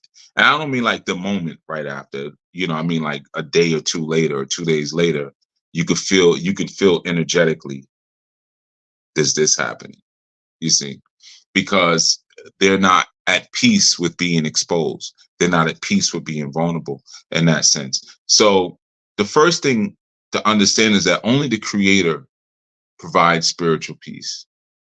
Spiritual peace comes from the Creator. And when you are with a man, as a woman, you're vetting this man, and you feel a sense of peace when you're with this man, spiritual peace, that is the approval from the Most High. That's a sign. You got to pay attention to that. Remember, spirits don't talk. It's all signs and symbols. When you with that man and your spirit, like, that's the Most High saying, yep, thumbs up. Okay. If you don't have that, you better move on. Move on. Move on. You're like CC Pennison. Keep on walking. I ain't talking to you anymore. All right. One of the first things to understand when it comes to vetting, you got to know what a man's intentions are. When a man is hollering at you, he's in your inbox, he's, hey, sister, this, that. 99.9% of the time, I'm going to tell you what he wants. Sex. Sex. Men generally want sex or sexual favors. So when you're vetting a man, now there's certain other kind of men on this planet that are a little different. That, 0.1%, right? They exist. You're looking at one. So what happens is that when a man is coming at you with that, he's looking, he's like, oh, you got a little fat booty there. Hey, what's going on? Hey, you got some nice chunky boobs there. Hey, what's going on? Hey, you got a cute little face. Whatever it is, right? When you put that man, when you establish a protocol, or there's a vetting process, or there's a courting process, what then occurs is that it slows things up. It slows things up, and it allows you to see if you're interacting with someone who's like-minded, right? It slows things up in a way where it lets that man see if anything else exists with you beyond sex. Right? He could move beyond his urge, or he could walk away and be like, nah, it's just taking too long. Okay, well, it is what it is. And always remember, the process shouldn't feel like an interview. It feels like an interview. You're doing something wrong. And one of the ways that you make it easy for yourself is, like I said, you find people or get yourself around people who are like-minded. So it makes your vetting far more easier. If you're around men who are already walking in their purpose and you're walking in your purpose. And remember, like I said before, walking in your purpose doesn't mean that you've mastered your purpose. It means that you're trying. Like, I'm authentically and sincerely trying to get this thing that I'm calling my purpose. I'm trying to get it right. That's what it means to walk in your purpose. Doesn't mean that you got it. All right. So that's an important thing I want you to understand. Now let's move to another one. Children. Having offspring. And let me just say the thing about being around your A-alikes. Random meetups make your vetting much harder. If you're around your A-alikes, your vetting process is already started. It's already started. If I go into a space where it's a bunch of creatives, particularly audio creatives, music creatives, but it could be other creative photographers, actresses, freaking painters, whatever the hell, right? Sculptors. That's one level, right? And then let's say it's a bunch of creatives who happen to also be into warrior arts, martial arts, but they also happen to also be into the ancient ways, ancient scriptural ways. And then they also, may be a munch, let's say, right? It's a munch. So that's the actual setting of the gown. And for those of you who don't know what a munch is, a munch in the BDSM or kink community is like when people get together and they just share information, or sometimes you might be looking for a play partner, but so I got all those different things that are a part of my core. I got my music, I got my fighting, I got my spirituality, I got my kink, right? So now let's say, and there's other things I'm into, but let's just say that, right? Those are, like, I would say, part of my core. So I have those things right there from the rip. So my vetting of the women I would meet in that environment, the vetting already started the moment I walked through the door. You see, because I know if you're here, and I mean, what I've never been to an event that has all those things, so this is all imaginary, right? But let's just say, if you're here, then I already know, like, okay, we checked off some boxes already. I already have a sense of how you think and how you operate in on certain things because of the communities that you're a part of, right? So it's the same thing with a man. So when you're meeting and when you're in your purpose, now, sure, you could meet someone when you're at the laundromat or you're at the supermarket or whatever, at the pool hall, but it makes it a little harder to your vetting. It makes your vetting work harder because you have to start from the beginning as opposed to if you're dealing with an Aolite. All right, now let's go back to offspring. Get to know a man's family if you want to have children with him, and get to know his history. And even within the family situation, you want to look at how he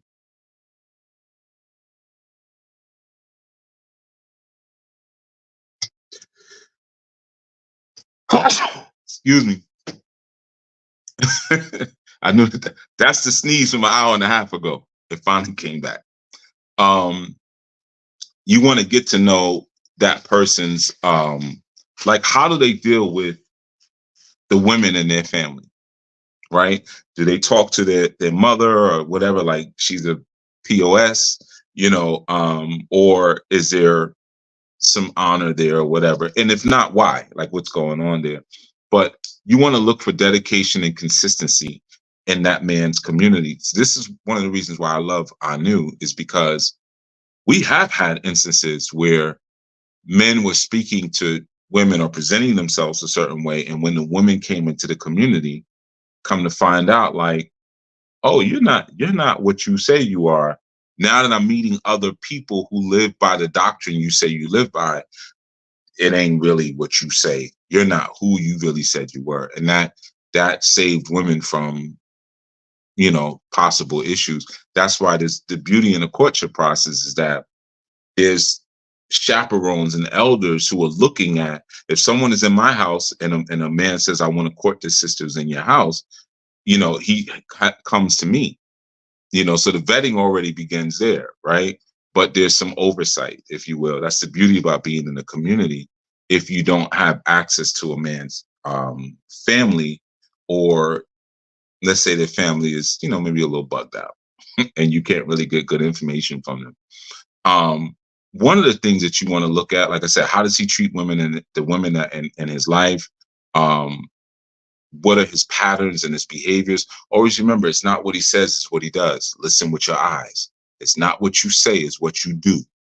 One of the things to understand is that you're looking for, when you start learning about the person's family and learning about their history, when you're dealing with a man, has that man been through some hardship?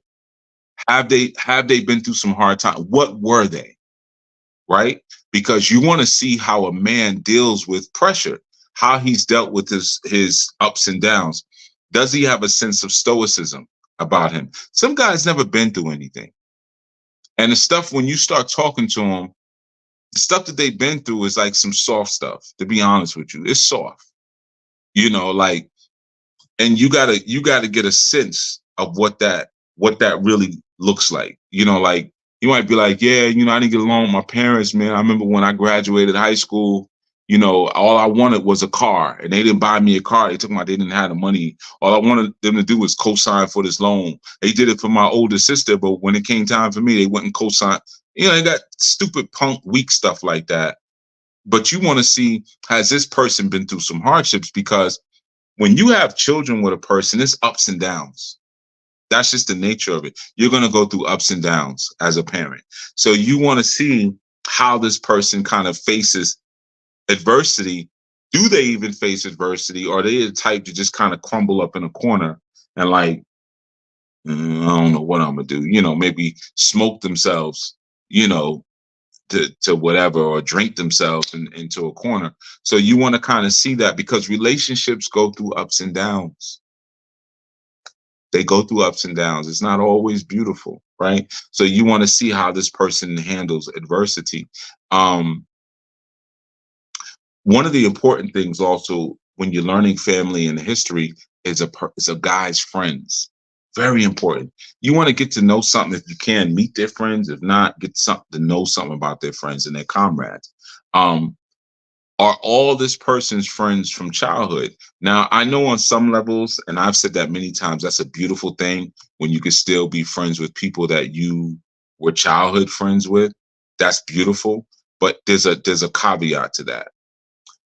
One of the other sides of that is that sometimes guys will be friends with people they grew up with because those people never pushed them towards any kind of change in life. You see, so that sometimes they like to be around those old friends because they don't drive them forward. You see, I have friends from all different stages. I have friends that I had since I was in fourth, fifth grade, and I have friends that I've made in recent years based on different endeavors that I have ventured out to, or different countries that I've traveled to, and I've made new friends, and we communicate all the time. Um, so it's important to kind of get an understanding of like who this person is around and why. That leads me to another thing. Don't worry, we're almost there. Mental disorders. Well, let me say mental and personality disorders. You want to, and this happens now. You could do this right now, even before you meet somebody. I urge you all to learn the basics of psychology, the basics, right? And you want to learn something about the effects of a traumatic childhood. You want to learn something about different barriers that people may have. Um, Learn about, common personality disorders. Learn about common mental disorders, because personality disorders are often harder to spot than mental disorders. And everyone is not a narcissist. I know we throw that word around a lot when someone maybe is self-absorbed or self-centered or treats us in a way that disregards who we are in order for them to maintain their public image. It doesn't necessarily mean that they're a narcissist. And a lot of times people will throw these words around because they don't actually know what they mean. So I would urge you, get an understanding of what those terms mean and just basic aspects of psychology, so you can spot things when you meet a person. And I'm not saying you're not going to have the ability to diagnose them, but it may help you to lead in certain questions. Or again, if someone has had a traumatic childhood and you start to understand, well, here's some of the effects of a traumatic childhood, you can show maybe a certain level of empathy, or decide if you even want to deal with that. If they tell you, yeah, I had a traumatic childhood, and really understand what the seriousness of that may mean. The last piece I'm going to look at is financial. You want to get a sense from that man as to what his long-term financial goals are. That doesn't mean, again, how much do you make? What do you do for a living? Not those type of questions, but what are your long-term financial goals?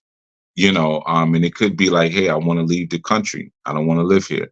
And I have a home somewhere in the Caribbean. It's cheaper to live there. And, I'm going to keep putting money in my 401k. And then in 20 years, I'm going to take that money out and I'm going to go live over there, or this or that, whatever. But get a sense of those long-term financial goals when you're vetting a man. These are things that you should be looking into, because the financial goals will help you to also get a sense of that man's vision. And if there's a plan at all, dude might just be like, yo, well, the city test is coming up for sanitation. So I'm trying to get me a job with sanitation. They got good benefits, and you could top out at $84,000 a year.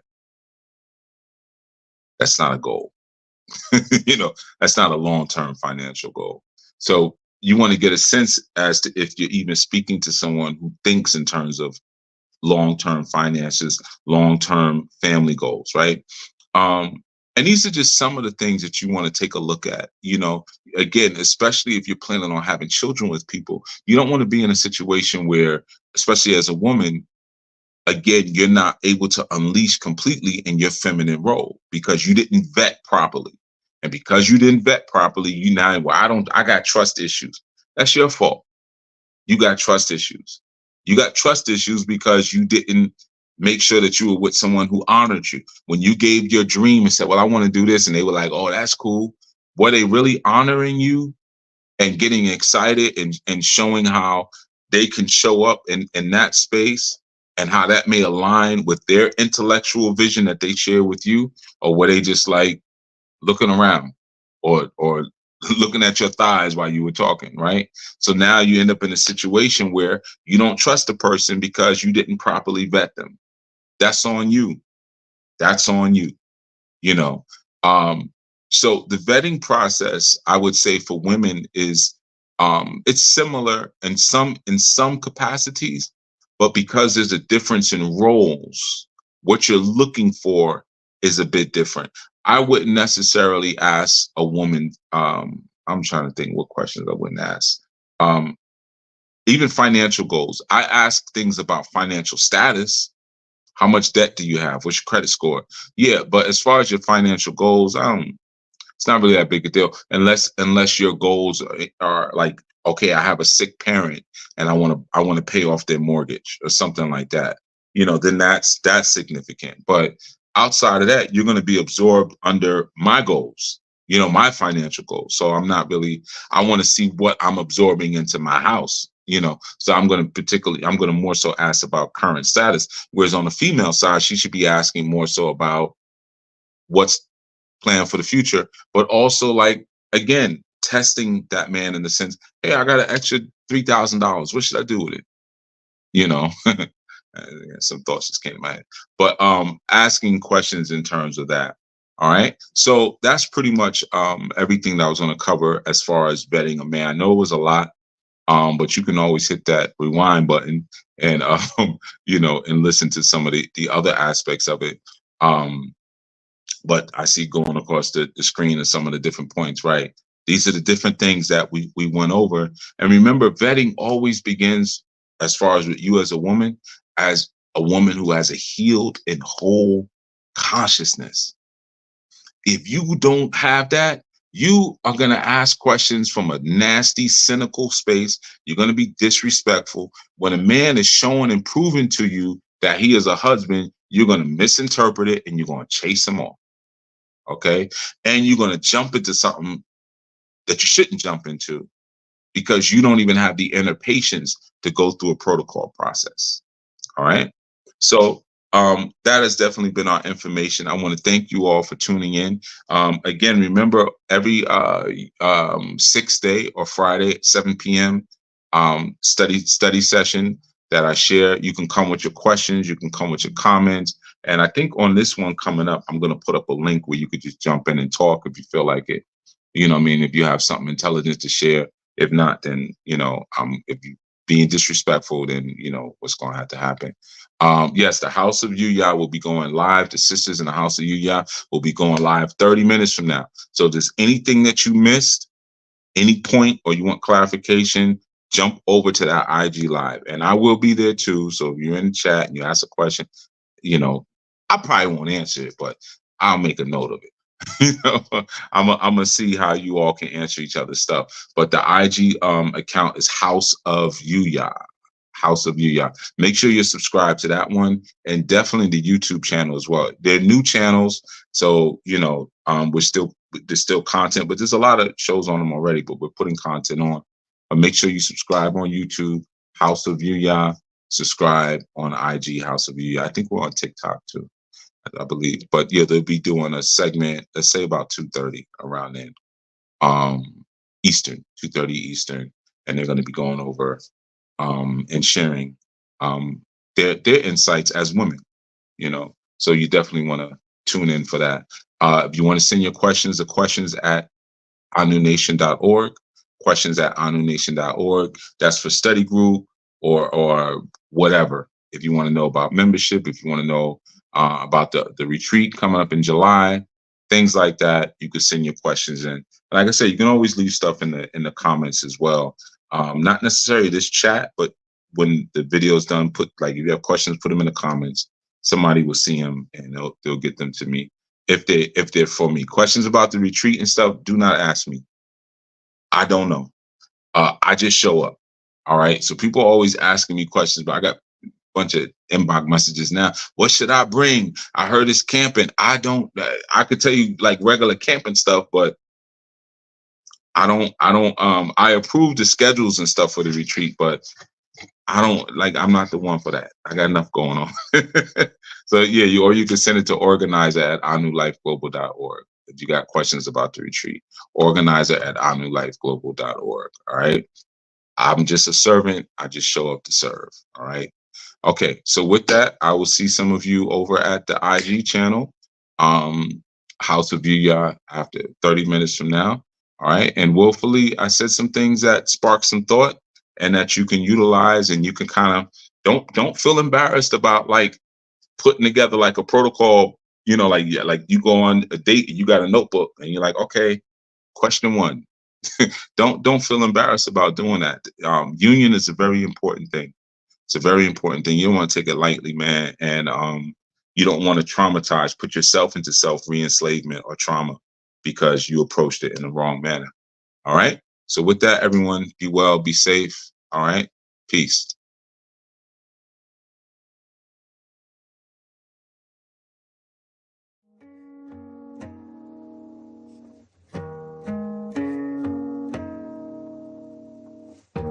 Giving honor to the Most High, creator of all worlds, seen and unseen. We stand before you humbly, with hearts ready to receive your infilling of wisdom and spirit. We give honor to our ancestors, on whose shoulders we stand. Without those you designated to come before us, we would not know who you are today. We thank you for the healing balm that you send through our minds, bodies, and spirits. We thank you for giving us a name, giving us a culture, being our watcher and protector. Originator, you are the first cause of all existence. You are the banner of truth that we lift whenever deceivers seek to blind our vision and put us to sleep. Where would we be without the lessons and deep wisdom you have given us to secure a dignified life for ourselves? In times of confusion, we rely on your peace, which surpasses all understanding. You are an L of order. We stand on the promise that you will remove chaos from our lives if we walk in the divine way you have laid before us. We rest with the knowing that you are able and great. Your plans are always the best plans. Our power comes from you. Our light comes from you. Our destiny comes from you. Thank you for all of the graces you continue to bestow on us. Thank you, Most High. Thank you, Father Knowledge. Thank you, Mother Wisdom. Thank you, Messiah, for the words of power. Selah. Gave me your love. You are the hero of my life. Gave me your name. Gave me your love. You are the hero of my life. Gave me your name. Gave me your love. You are the hero of my life. I don't always know which way to go, but you see me before I see myself. Now unto him that is able to keep you from falling, to present you faultless before the presence of his glory. Now unto him that is able to keep